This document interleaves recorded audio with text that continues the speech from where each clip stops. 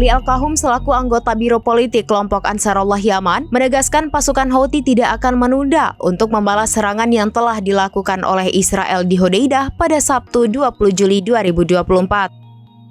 Ali Al-Kahum kepada Sputnik pada Senin 22 Juli 2024 mengatakan respons terhadap serangan Israel yang menargetkan kota Hodeidah Sabtu lalu tidak akan ditunda. Ia mengatakan serangan balasan ke Israel mungkin akan terjadi beberapa hari lagi. Ali Al-Kahum juga memberikan bocoran wilayah mana saja yang akan menjadi sasaran Houthi dalam serangan balasan itu.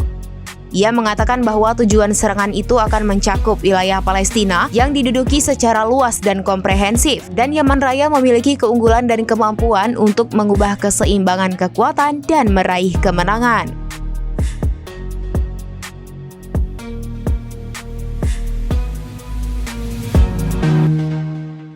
Download Tribun X sekarang, menghadirkan lokal menjadi Indonesia.